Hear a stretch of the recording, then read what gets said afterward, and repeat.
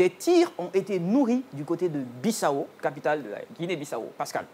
Eh bien oui, c'est justement cette situation qui a interpellé mon attention parce que c'est un peu similaire. D'accord, donc tout ce qui s'est passé là, ça ne t'a pas interpellé? Bon, on parle du sujet. D'accord. On parle du sujet. Voilà, là on est dans le sujet.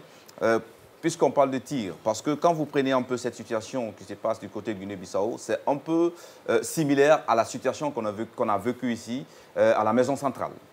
Et il s'agirait justement de deux ministres, deux membres du gouvernement qui ont été justement interpellés et accusés. Nous, ce n'étaient pas des membres du gouvernement. Hein?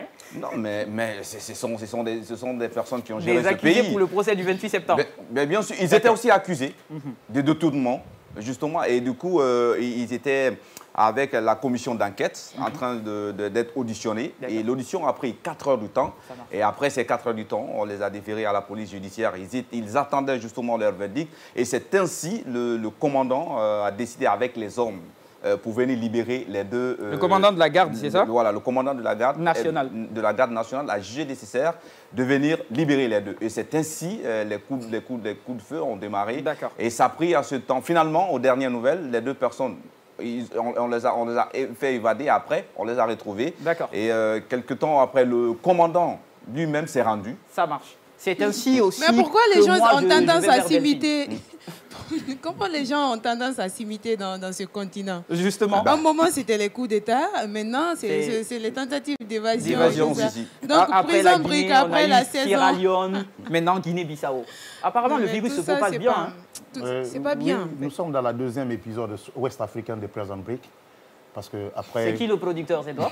Non, je ne sais pas. Le producteur, c'est quand même, les commanditaires sont dans l'ombre. D'accord. Dans la deuxième édition, après la première édition, Afrique Ouest, c'est la deuxième édition, ça s'est passé, ça a voulu se passer en Guinée-Bissau. Mais il faut rappeler que ce pays-là est toujours un pays à régime coup d'État et à régime coup de force.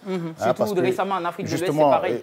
Deux personnes qui sont interpellées pour corruption de plus de 10 millions de dollars et que c'est le commandant de la garde nationale qui vient avec des groupes pour les libérer. Ça sent mauvais. Je ne sais pas qu'est-ce qui s'est dit ou bien qu'est-ce qui ne va pas. Vous savez que généralement, même le président Nino et d'autres présidents qui ont été descendus, c'est à cause surtout de ces narcos et de ces généraux qui étaient beaucoup plus mêlés à ces trafics.